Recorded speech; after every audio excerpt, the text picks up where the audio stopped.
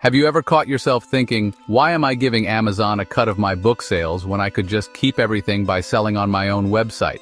Maybe you've seen a post or a video saying Amazon KDP is no longer worth it and that you should abandon the platform. Today I want to tackle that exact problem. Should you stay on Amazon KDP or move entirely to your own platform? If you've been feeling uncertain, frustrated, or anxious, you're in the right place. By the end of this video, you'll see real data on Amazon's market share, how it impacts your sales, and the surprising logistics behind going direct. You'll walk away with a clear plan, whether you're just starting out or already published. This isn't about hype or scare tactics. It's about facts and what's really working. So let's dive in, starting with the core critique of sell direct advice. There's a growing movement online. Amazon takes too much. You'll earn more if you sell direct from your site. You can keep 100% of the revenue. That sounds great on paper. But here's the twist. Making more per unit doesn't always mean making more overall. When people say sell direct, they usually focus on avoiding Amazon's royalty cut. They don't tell you about the much smaller pool of potential customers if you ignore Amazon's marketplace. If you're brand new and don't have a huge following, stepping away from Amazon can drastically reduce your visibility and sales. Did you know Amazon controls about 70% of the US book market? Some sources say 80% of ebook sales. That's massive. For authors, this means tens of millions of people are browsing Amazon every single day, ready to buy. By listing on Amazon, you access a built-in audience. When you sell only on your own website, you have to do all the heavy lifting, driving traffic, building trust, and converting visitors. Amazon's algorithm can literally place your book in front of readers searching for your niche or genre, even if you're completely unknown. Picture yourself as a new author with no following. You launch a fancy website, but who's visiting it? Unless you invest in ads or have a large social media presence, you're basically invisible. Meanwhile, Amazon's platform has millions of potential buyers searching for books every day. That's the discoverability you miss by leaving Amazon. On your site, you might earn a higher margin per sale, yet still sell fewer copies overall. Amazon can recommend your book to shoppers based on their browsing habits and search terms, all without you spending a dime on traffic. Selling direct means managing multiple tasks: website creation, payment processing, shipping, handling, returns, and customer support. If you're shipping physical books, that's another layer of fulfillment hassles. Amazon's print-on-demand lets you skip inventory entirely. They handle shipping, returns, and customer service. Even for ebooks, they do instant delivery and refund management. This frees up your time to focus on writing or marketing instead of juggling logistics. Yes, Amazon takes a slice of your royalties, typically 30 to 70% for ebooks depending on your price and file size.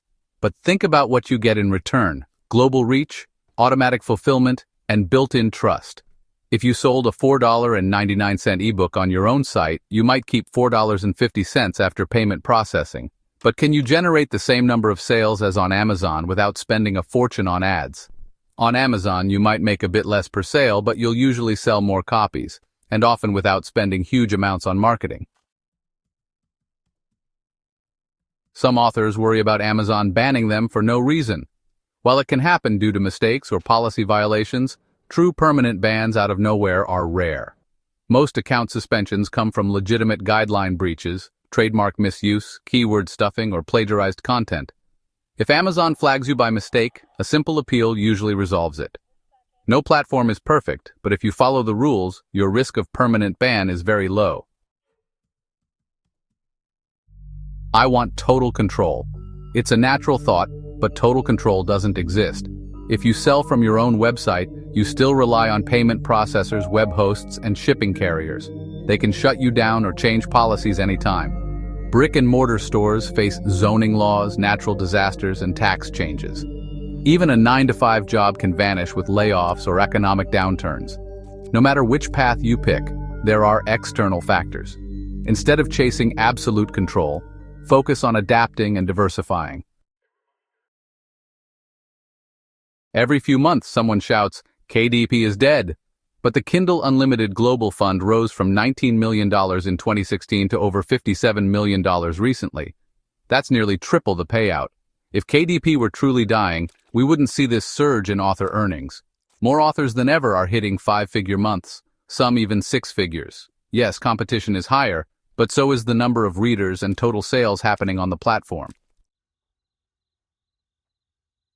If you're already an influencer or celebrity with a huge email list or social following, selling direct can work. You can drive thousands of fans to your site, handle fulfillment, and keep nearly all the profits. But most new authors don't have that luxury. For them, ditching Amazon means missing out on valuable, ready-made traffic. A balanced approach is often best. Stay on Amazon while gradually building your own brand. Let's wrap it up. Sell direct critique, higher margins per book, but not always the best choice for newcomers. Amazon's market share. About 70% of the US book market is on Amazon. Traffic and discoverability. Amazon brings the customers. Your personal site does not. Logistical benefits. Amazon handles printing, shipping, and support. Fee justification. The slice Amazon takes often pays for itself in visibility and convenience. Ban fear. Legitimate suspensions do happen, but true bans for no reason are rare. No full control anywhere. Every business model depends on outside factors. KDP is thriving. The Kindle Unlimited Fund has tripled over the past few years. Big audiences, direct selling can shine if you're an established influencer. Conclusion. For most authors, sticking with Amazon is still the best route. If you found this helpful, subscribe and check out the other videos on this channel. We cover everything from optimizing Amazon listings to creating successful book ads. Thanks for watching, and I'll see you in the next one.